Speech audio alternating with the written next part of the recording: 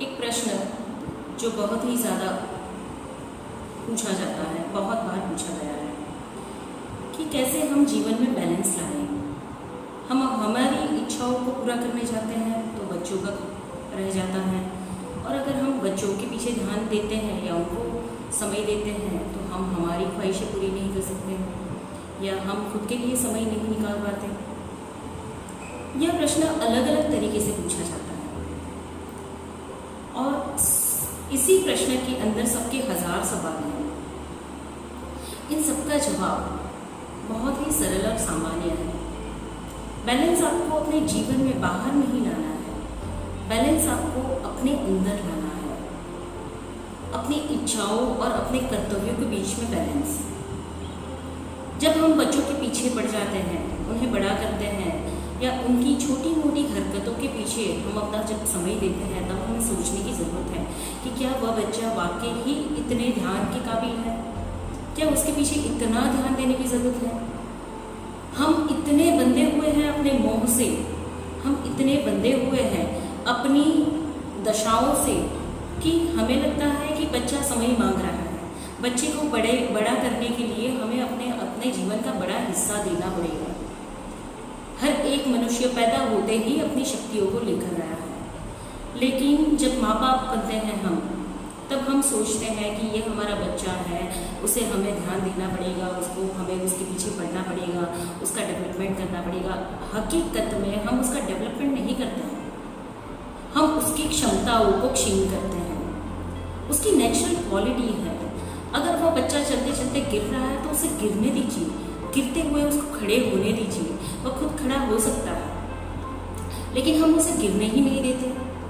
अगर बच्चा गलती कर रहा हो तो हम उससे पहले ही उसका ध्यान रखते हैं कि कहीं वो गलती ना कर दे। उसका ध्यान रखने की ज़रूरत नहीं है। बच्चा गलती करता है तो गलती में से सीखता है। हमें वहाँ पर शांति से ऑब्जर्व करना चाहिए। हम उसे छोड़ सकते हैं कि बेटा गलती भी करे ना, उसमें से सीख कर आना, और ना ही समझ में आए तो मुझे पूछना। हमारा काफ़ी समय बिना कारण के व्यर्थ जा रहा है। जहाँ हम समझते हैं कि बच्चे के डेवलपमेंट के लिए हमें ये सब ध्यान देने की ज़रूरत है, यहाँ हम गलत हैं। बच्चे अपनी नेचुरल क्वालिटी को लेकर आए हैं। उन्हें गिरना भी आता है, उन्हें खड़े होना भी आता है। कभी मजदूर के बच्चों को देखा होगा, वो कैसे धूल मिट्टी में खेलते हुए बड़े हो जाते हैं। कभी उन्हें कोई बीमारी नहीं छूती, और होता भी है तो कुदरत ने अपनी क्षमताएं दी है बच्चों को।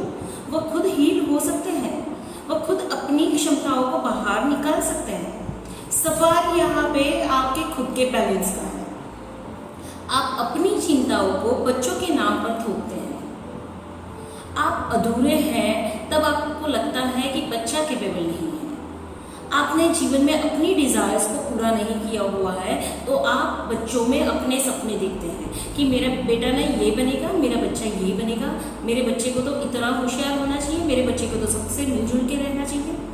जब आपकी कोई कमियां हैं ना, वही कमियों को आप अपने बच्चों के अंदर सपने के रूप में देखते हैं, और आप चाहते हैं कि आपका बच्चा उस लेवल तक जाए या वैसा काबिल बने जैसे आप नहीं बन पाए। यहाँ पे कभी भी आपको दो में से एक की चुनौती नहीं करनी है, आपको सिर्फ अपने अंदर बैलेंस लाना है।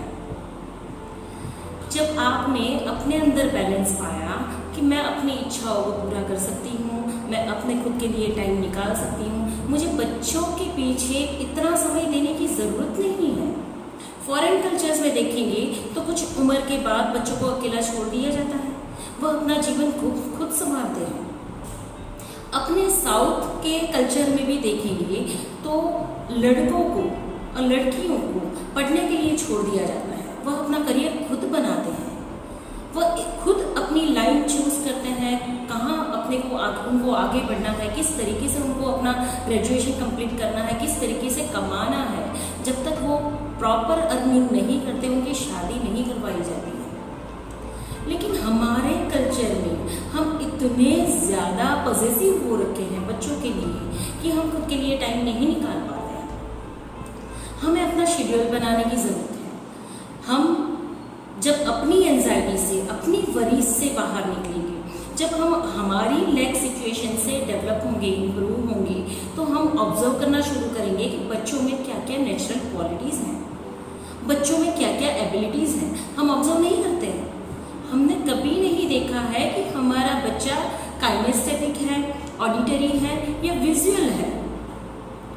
लेकिन हम स्कूलिंग की उनकी जो स्कूलिंग पीरियड होता है, जब वो नर्सरी में जाता है, जब वो first second third primary stages पे होता है, उसी समय हम अपने एक्सपेक्टेशंस उस पर थोपना शुरू कर देते हैं।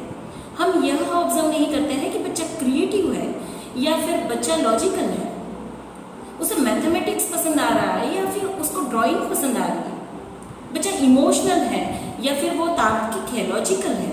हम इनमें से कुछ भी नहीं सोचते हैं, ना कुछ समझते हैं। हम सिर्फ हमारी अधूरी इच्छाओं को बच्चों पर थोपना शुरू करते हैं। हम चाहते हैं कि बच्चा डांस क्लास ज्वाइन करे, हम चाहते हैं कि बच्चा कराटे क्लास ज्वाइन करे, हम चाहते हैं कि बच्चा मल्टीटास्किंग बने, मल्टी टैलेंटेड बने, और इसके लिए हम दौड़ रहे हैं। हमें समय वहाँ पर नहीं मिल रहा है।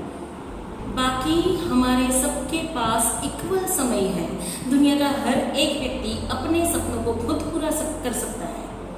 जब आप अपने सपनों को खुद पूरा करने के लिए जिम्मेदार हो जाएंगे, आप बच्चों पे वजन नहीं डालेंगे।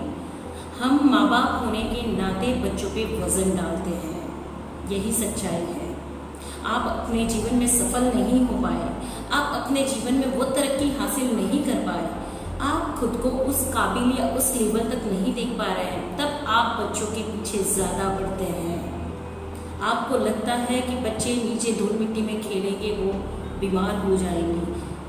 ऐसे कोई बीमार नहीं होता। हर एक व्यक्ति के अंदर इम्यून सिस्टम कैपेसिटी, उसका खुद की जो बायोलॉजिकल सिस्टम है वो वर्क करती है, डिफेंस सिस्टम काम करती है। बच्चे को पैम्पर हम करते हैं क्योंकि हमारे अंदर एंजाइटी है, हमारे अंदर फियर है, बाकी ज़रूरत नहीं होती है। बच्चों को नेचुरल क्वालिटी में बड़ा होने दीजिए। बच्चों को वह हर एक प्रकार का एटमॉस्फेयर दीजिए जहाँ पे वह अपनी नेचुरल टैलेंट को, नेचुरल क्वालिटी को एक्सप्लोर कर पाए। हर एक बच्चे में कोई ना कोई यूनिकनेस है। हम जब हमारे मोह से, हमारे राग से हम उनको पैम्पर करते हैं, हम उनको कवर अप करते हैं, उसकी ओरिजिनल क्वालिटी को हम बाहर नहीं आने देते हैं। जबकि बच्चे को ऑब्जर्व ही करना है। सुबह अपने टाइम पे बच्चा उठेगा, रात को अपने टाइम पे सोएगा, उसे भूख लगेगी तो वो खा ही लेगा। कभी भी ऐसा नहीं होता है कि बच्चे को भूख लगने से पहले आप खिला दोगे और उसका पेट भर जाएगा। ऐसा नहीं हो सकता है। बच्चे को अपनी सारी चीज़ों का ज्ञान होने दीजिए। मैंने कई माँ बापों को देखा हुआ है, वो दिन भर बच्चों के लिए डब्बे में या थाली में खाना लेके उसके पीछे पीछे घूमते रहते हैं। आधा घंटा, एक घंटा पीछे पीछे घूमते हैं और उसको खिलाते हैं। यह आपकी ओवर पैम्परिंग है क्योंकि आप अधूरे हैं, आप चिंतित हैं, आपको भरोसा नहीं है। आपको लगता है आप बच्चों की केयर ले रहे हैं, नहीं, आप बच्चों को अपाहिज कर रहे हैं। यह बच्चे कभी भी अपने पैर पर उस मजबूती से खड़े नहीं हो पाएंगे जो बच्चे गिर पड़कर खड़े होते हैं, जो बच्चे बचपन में ही 10 बार गिरते हैं और खुद खड़े होते हैं। बच्चों को मांगने से पहले आप वो चीज़ दिला देते हैं, फिर फरियाद होती है आपकी कि बच्चे हमारा नहीं सुनते हैं। आपको वो मीठी फरियाद बचपन में तो बहुत मीठी लगती है, जब बच्चे छोटे होते हैं तो यह मीठी मीठी फरियादें बहुत मीठी लगती हैं। लेकिन जब बच्चा बड़ा होता है, जब वह दूसरे बच्चों से पीछे पड़ जाता है, वही चीज़ आप में एंजाइटी के फॉर्म में डेवलप हो जाती है कि मेरा बच्चा क्यों कंपटीशन में नहीं जा पा रहा है, मेरा बच्चा क्यों लोगों के साथ इक्वल नहीं परफॉर्म कर पा रहा है, क्यों वो पीछे रह रहा है। और कंपटीशन है कहाँ, कंपटीशन की ज़रूरत कहाँ है। किसी भी व्यक्ति के बीच में, किसी भी बच्चे के बीच में, इवन तक स्कूल में भी एग्ज़ाम्स की ज़रूरत नहीं है। एग्ज़ाम्स क्यों ली जाती है? कोई फर्स्ट आता है, कोई सेकंड आता है, कोई लास्ट आता है। क्या ज़रूरत है एग्ज़ाम की? जबकि हर एक बच्चा यूनिक है। 10 विषय होते हैं तो 10 विषय में एक बच्चा किसी एक विषय में बहुत मास्टर होता है, एक बच्चा किसी एक विषय में वीक होता है। बस इतना सा ही तो सवाल है कि कोई किसी में मास्टर है, कोई किसी में कमज़ोर है। तो हमारा ध्यान कंपटीशन के ज़रिए या एग्ज़ाम्स के ज़रिए वो वीकनेस पे जा रहा है। जबकि हमारा ध्यान होना चाहिए कि वह किस विषय में मास्टर है, और जो जिस विषय में भी वह मास्टर है उसे और मोटिवेट किया जाए, उसे और नॉलेज दिया जाए, उस विषय में उसको माहिर बनाया जाए। हर एक व्यक्ति एक यूनिकनेस के साथ पैदा होता है, ज़रूरी नहीं हर एक व्यक्ति में हर प्रकार की यूनिकनेस हो। अगर सामने वाला बच्चा किसी एक विषय में मास्टर है तो आपका बच्चा ज़रूरी नहीं है कि उसी विषय में मास्टर होगा, उसको एग्ज़ाम में पास होना ही होगा। हमारे समाज में, हमारे जीवन में सफलता का मतलब सिर्फ परीक्षा है, परीक्षा की एक रिजल्ट है। अगर हम परीक्षा में अच्छे मार्क्स से पास नहीं होते हैं, या अगर हम प्रॉपर तरीके से पढ़ते नहीं हैं, तो मान लो यह फिट किया गया है कि आप जीवन में कुछ नहीं कर पाओगे। अगर परीक्षा में फेल हुए तो जीवन की परीक्षा में फेल हो गए क्या? ऐसा नहीं होता है। हर एक व्यक्ति अपने जीवन की परीक्षा को पास करना जानता है। अगर उसके दिमाग में फिट ना किया जाए कि परीक्षा में तुम कम मार्क्स लाएगा तो जीवन की परीक्षा में फेल हो जाएगा। हजारों उदाहरण हैं जो परीक्षा में फेल होने के बावजूद, जिन्हें स्कूल की पढ़ाई नहीं आने के बावजूद भी जीवन में सबसे सफल है। हमें खुद सुधरना पड़ेगा। माँ बाप हम तभी बन पाएंगे जब हम अपने में पूर्ण हैं। जब दो माँ बाप ही अधूरे हों, दो व्यक्ति बीमार हो, वह बीमारी को ही पैदा करेंगे। यह कड़वा सत्य है, लेकिन सत्य है। जब दो बीमार व्यक्ति इकट्ठे होते हैं, वह बीमारी को ही पैदा करते हैं। फिर हम सोचते हैं कि हमारा बच्चा ये, हमारा बच्चा ऐसा, हमारा बच्चा वैसा, हमारा बच्चा कॉम्पीट नहीं कर पा रहा। हम एक भविष्य को उगने से पहले ही दबा देते हैं। उसकी असीम क्षमताएं हैं, उसकी ज़बरदस्त क्वालिटीज़ हैं, उसकी यूनिकनेस है उस बच्चे की। हमें वह देखने का समय नहीं है। हम देखते नहीं हैं मेरा बच्चा काइनेस्थेटिक है क्या, सेंसरी, उसकी जो सेंसेस है वो कौन सी सेंसेस ज़्यादा एक्टिव है, हम वो नहीं देखते। वो विजुअल है क्या, वो देखते सीखते समझता है क्या, वह ऑडिटरी है क्या, वह सुनते हुए समझता है क्या। अगर आपका बच्चा ऑडिटरी हो, आपको नहीं पता है, और आप बार बार उसको बोल रहे हो कि तू पढ़ाई में ध्यान नहीं दे रहा है तो फेल हो जाएगा, तू पढ़ाई में ध्यान नहीं दे रहा है वो तो फेल हो जाएगा, यह शब्द उसके कान में फिट हो जाता है क्योंकि वह ऑडिटरी है, उसको हाईली इन्फ्लुएंस होता है। ये ऑडिटरी जो भी उसके कान में जाएगा वह उसके जीवन में फिट हो जाएगा। अगर बच्चा विजुअल है और माँ बाप लड़ाई झगड़ा कर रहे हैं, माँ उदास रह रही है या माँ एंजाइटी में रह रही है, वह घर का जो भी वातावरण देखता है उसके जीवन में दुनिया का चित्र या जीवन का चित्र वैसा ही छप जाता है, क्योंकि बच्चा विजुअल है। जब आपका बच्चा काइनेस्थेटिक हो, यानी कि वो स्पर्श से समझता हो, और माँ बाप बच्चों के साथ कठोर होते हैं या बच्चों को पनिश करते हैं, फिजिकली पनिश करते हैं, उससे जीवन का अनुभव रूढ़ होगा। वह समझेगा यह जीवन बहुत कठिन है, यहाँ पे पनिशमेंट्स होती हैं। और सबसे बड़ी बात हमें समझनी है कि जब हम बच्चे को बोलते हैं तो इतने मार्क्स लाएगा ना, मैं तुझे ये चीज़ दे रहूँगी, या जब बच्चा आपके इशारों पे या आपके कहे पे चलता है, उस समय पे आप उसको प्रेम देते हैं। बच्चा प्रेम का सीधा मतलब यह समझता है कि हमने किसी की अपेक्षाओं को पूर्ण किया तभी हमें प्रेम मिलेगा। वह पूरे जीवन में पूरी दुनिया को प्लीज करने में लगा होता है। पूरे जीवन में देखेंगे कितने लोगों को, उनको लोगों से अपेक्षाएं हैं, लोगों से प्रेम चाहिए, वो भीख मांगते हैं प्रेम की, क्योंकि उन्हें यही फिट किया गया होता है कि आपको प्रेम तभी मिल पाएगा जब आप किसी की अपेक्षाओं पे खरे उतरेंगे, क्योंकि यह माँ बाप ने सिखाया होता है। बच्चे ने अगर कुछ काम कर दिया, माँ ने उसको चॉकलेट दे दी। बच्चे ने अगर माँ का कहा मान लिया तो माँ ने उसको हक कर दिया, गले लगा दिया। बच्चे को ये पर्याय समझ में आ गया कि मैं किसी को प्लीज़ करूँगा, मैं किसी को खुश करूँगा, तभी मैं प्रेम का हकदार हूँ। यह भी एक डायनामिक है। अपने जीवन में हम प्लीजिंग एटीट्यूड क्यों डेवलप करते हैं, यह एक सबसे बड़ा डायनामिक है।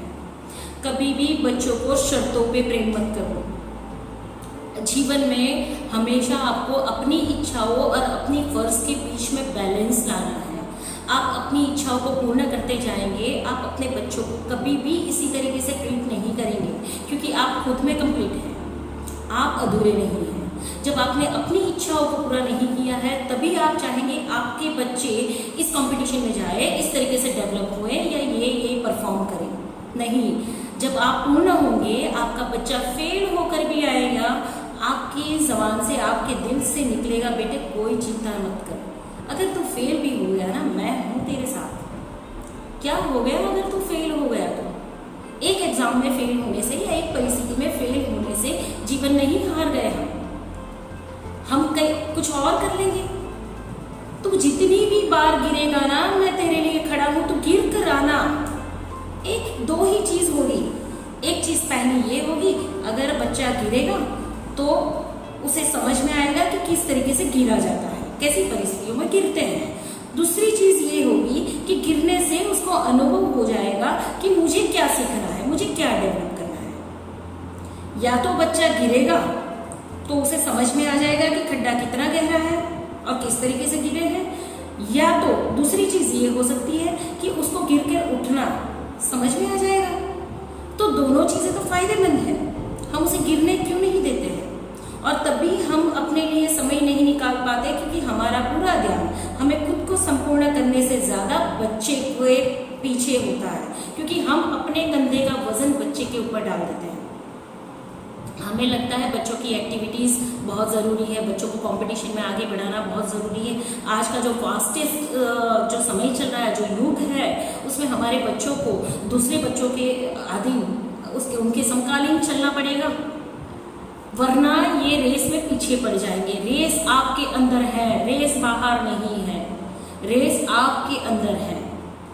आप अपनी अधूरेपन से अपने बच्चों को उस रेस में दौड़ा रहे हैं, जबकि बच्चे बहुत इनोसेंट है, बच्चे भगवान का स्वरूप है, बच्चे इतने निर्मल हैं, उनके दिल में, दिमाग में कहीं पे कोई कंपटीशन नहीं है, कहीं पे कोई रेस नहीं है। कचरा कूड़ा हम डालते हैं और तब हमें समय नहीं मिलता है कि हम अपने लिए समय निकाल पाए। हमें खुद पर काम करने की जरूरत है। हमें लगता है कि हम अगर बच्चों को ध्यान देने जाएंगे तो हम हमारे लिए समय नहीं निकाल पाए, और हम हमारे लिए समय निकालेंगे तो हम बच्चों का ध्यान नहीं रख पाएंगे। यह गलत अभिप्राय है, 100% रॉन्ग। क्योंकि जब आप अधूरे हैं, आप अपने बच्चों को क्या देंगे? आप रोगिस्ट हैं, अपने बच्चों को रोग ही देंगे आप, इससे अलावा और कुछ दे नहीं सकते आप। कैसे देंगे? सोचिए तो सही, आप कैसे देंगे? नहीं दे पाएंगे। आपको रोग मुक्त होना पड़ेगा, आपको संपूर्ण होना पड़ेगा, आपको खुद को समय देना पड़ेगा। जब आप बगीचे में जाएंगे, झूले पे झूलेंगे, आप खुद कूदेंगे, नाचेंगे, गाएंगे, बारिश में भीगेंगे, आप खुद अपनी मनपसंद चीज़ों को करेंगे, आप खुद मिट्टी में खेलेंगे, आप अपनी सारी अधूरी इच्छाओं को पूरी करेंगे, तब जाके आप बच्चों को मुक्ति देंगे। आप उनको भी अलाउ करेंगे, जा बच्चे मिट्टी में खेल, उसमें से तुझे नए अनुभव होंगे, तू जमीन से जुड़ेगा, तेरी इम्यूनिटी पावरफुल हो जाएगी, तुझे जो मन पड़े वो कर।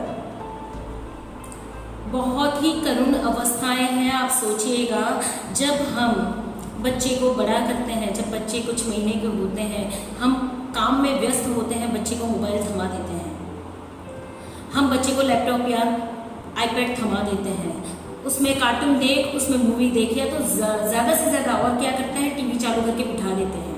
वही बच्चा जब थोड़ा बड़ा होता है, तब हमें लगता है कि यह बच्चा मोबाइल छोड़ता ही नहीं है, और पूरी ज़िंदगी हमारी ये फरियाद होती है कि बच्चा पढ़ाई में ध्यान नहीं दे रहा है, मोबाइल में बैठा रहता है। लेकिन जब बच्चा पेट में था, आपने क्या किया था? आपने पूरा समय उसी मोबाइल में, पूरा समय उसी टीवी में, पूरा समय उसी बाहरी दुनिया में बिताया था। जब आपके पेट में बच्चा पल रहा था, तब ना आपने ध्यान धर्म किया था, ना मेडिटेशन किया था, ना अपने अंदर झांक कर देखा था, ना अपनी क्षमताओं को देखा था। आप उस समय फरियादों में उलझे थे, मेरा पति ऐसा, मेरी सास ऐसी, मेरा जीवन ऐसा, मेरी परिस्थितियाँ ऐसी, या मुझे ये जीवन में नहीं मिला, या आपके अफसोस, आपकी गिल्ट। आपका बच्चा आप ही का प्रतिबिंब है। आप 50% of the father and 50% of the mother, is a complete child. एक बच्चा माँ और बाप का संयोजन है। बच्चा अलग से कहाँ कुछ लेकर आया है। उसका ये पूरा शरीर, जितने भी डीएनए है, वो माँ और बाप से बने हुए हैं। ये डीएनए उसे वारसे में मिले हुए हैं, हेरिडिटी में मिले हुए हैं ना। आप ही ने तो अपने बच्चे को पैदा किया हुआ है। बच्चा अपनी अलग तरकीबें कहाँ से लेकर आया है। अगर बच्चा जिद्दी है तो सोचिए माँ और बाप दोनों में से कौन जिद्दी है। सीधी आपकी उंगली जाएगी सामने वाले पे, अपने पार्टनर पे, चाहे वो फीमेल हो चाहे मेल हो। मैं तो जिद्दी नहीं हूँ, वो जिद्दी है। खुद चेक करिए कौन सी क्वालिटी आपका बच्चा कैरी कर रहा है, वो आप में ही है। जिम्मेदार बनिए, खुद के लिए समय निकालिए, खुद के लिए जीना सीख लीजिए, रोग मुक्त हो जाइए, खुद में प्रेम भरिए। जब आप खुद में पूरा देंगे, आप 100% अपने साथ कनेक्ट होंगे।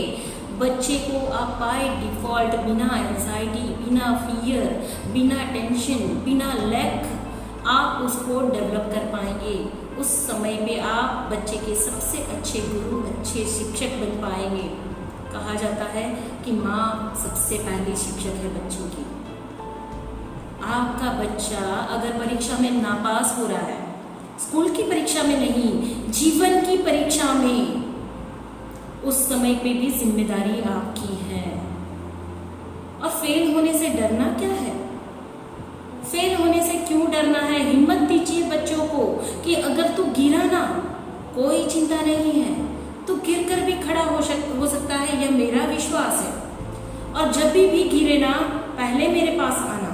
आई विल एक्सेप्ट यू अनकंडीशनली। यह चीज़ हम बच्चों को नहीं बोल पाते। हम उम्मीद रखते हैं सिर्फ बच्चा पास हो, हम उम्मीद रखते हैं सिर्फ बच्चा परीक्षा में आगे बढ़े, हम उम्मीद रखते हैं वो अब अव्वल ही आए। क्यों? कोई फेल नहीं हो सकता है, कोई कमज़ोर नहीं हो सकता है, उसका अधिकार है। वह कुछ कमज़ोरियाँ लेकर आया है। जब हम उसकी शक्तियों को अपनाते हैं, उसकी कमज़ोरी को अपनाना भी हमारा फर्ज होता है।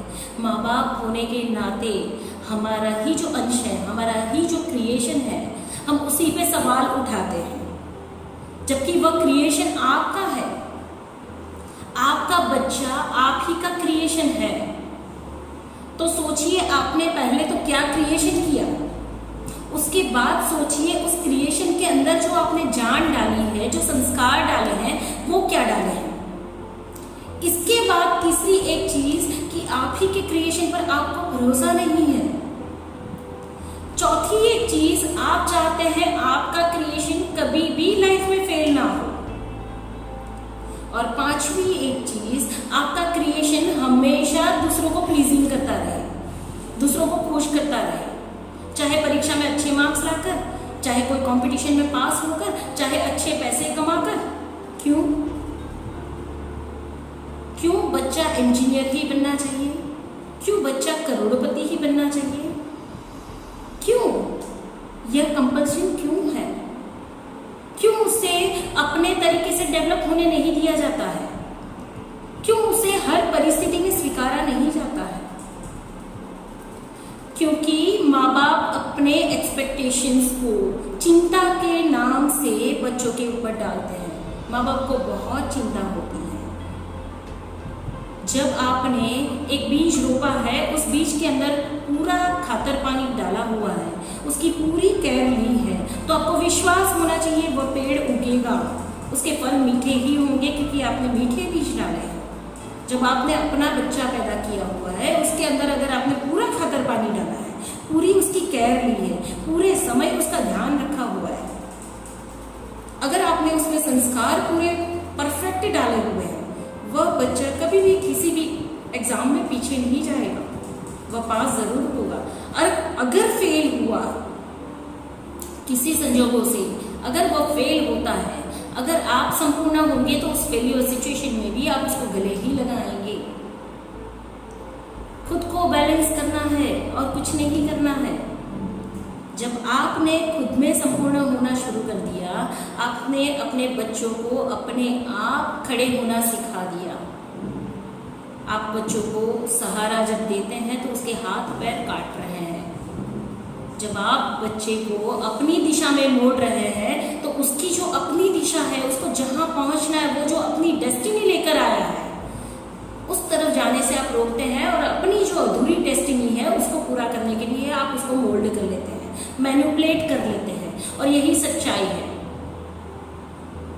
इस सच्चाई को हम सबको देखना पड़ेगा। न जाने कब हम देखेंगे कितने बच्चों के भविष्य शून्य हो जाते हैं।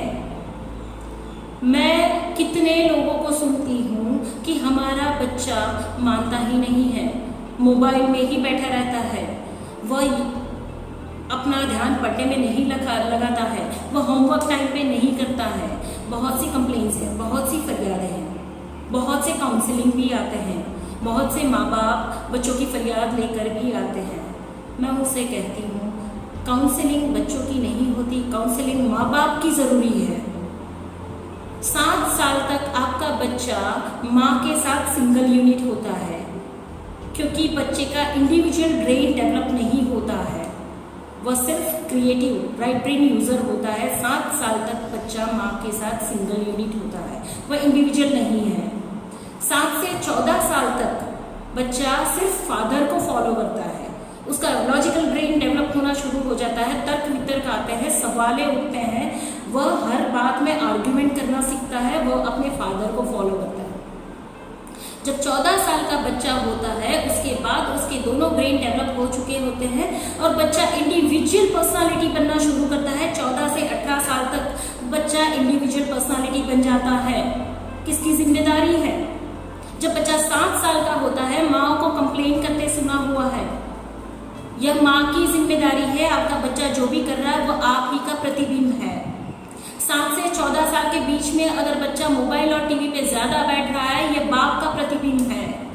14 साल तक अगर माँ और बाप दोनों का प्रतिबिंब बच्चा कुछ भी कर रहा है, इन दोनों की जिम्मेदारी है। बच्चों का काउंसलिंग कभी नहीं होता, और जो लोग बच्चों का काउंसलिंग करते हैं वो पूरी तरीके से नहीं समझते हैं। सिर्फ एक व्यापार बन चुका है। बच्चों का ब्रेन एक्टिवेट करो, बच्चों की जो ग्लैंड्स है, थर्ड आई है, उसको ओपन करो, बच्चों की क्षमताएं बढ़ाओ, बच्चों का मेमोरी पावर बढ़ाओ। ये सब गेम्स हैं, कुछ नहीं होता है। अगर बच्चों को टॉप लेवल पे ले जाना है तो माँ बाप के ऊपर काम करना पड़ेगा। 14 साल तक बच्चा एक ग्लास के अंदर अगर पानी डालोगे तो पानी उसी आकार का बन जाएगा। अगर एक लोटे के अंदर पानी डालोगे तो लोटे के आकार का वो पानी बन जाएगा। बच्चा 14 साल तक इसी तरीके का होता है। 7 साल तक वह माँ का प्रतिबिंब, 7 से 14 साल तक वह बाप का प्रतिबिंब। सोचिए आप बच्चों के साथ क्या कर रहे हैं। बच्चे के भविष्य की जिम्मेदारी आपकी है, और आपको लगता है कि बच्चों के पीछे टाइम देना ही पड़ेगा। बच्चों को टाइम नहीं देंगे तो उनका भविष्य बिगड़ जाएगा। गलत हो आप यहाँ पे। बच्चों को टाइम देने का मतलब है आपको खुद को पहले टाइम देना है, आपको रोग मुक्त होना है, आपको खुद में सेटिस्फाइड होना है। आपको हर प्रकार की एंजाइटी, फियर, डिप्रेशन, घर के परिवार के झगड़े, मनमुटाव, हस्बैंड वाइफ के बीच के जो रिलेशनशिप्स हैं, उन सब में आपको सुधार लाना पड़ेगा। जब माँ बाप के बीच में अगर प्रेम नहीं होता है तो माँ और बाप दो के बीच में बच्चा है, माँ की एनर्जी और बाप की एनर्जी बच्चे में जाती है। आप सोचिए, जब माँ एंजाइटी में है या डिप्रेशन में है, लैक ऑफ लव वाली फीलिंग में है, माँ बच्चे को प्रेम नहीं दे पाती है, वहाँ गैप बनता है, एनर्जी गैप। बच्चा फील करता है I am not loved, I am not accepted. और बच्चे के लिए एक पिक्चर जो हमेशा चलता है वो माँ और बाप की हार्मोनियस रिलेशनशिप का चलता है। जब माँ और बाप के बीच में मनमुटाव रहता हो, तू मैं होती हो, या अलग उनका जो व्यवहार है वो 100% अटैचमेंट वाला नहीं है, प्रेम वाला नहीं है, समर्पण वाला नहीं है, बच्चे को लगता है जीवन ऐसा ही है, आगे चल के वह अपने लाइफ पार्टनर के साथ भी ऐसे ही रिलेशंस को मैनिफेस्ट करेगा, ऐसे ही अट्रैक्ट करेगा। जिम्मेदार कौन है? अगर बाप ने कहीं पे फेलियर पाई हुई है, या अपने पिता ने अपने परिवार में अपने माँ और बाप से प्रेम भरे संबंध नहीं रखे हैं, बच्चे को पिक्चर यही मिलेगा कि संबंध ऐसे ही होते हैं।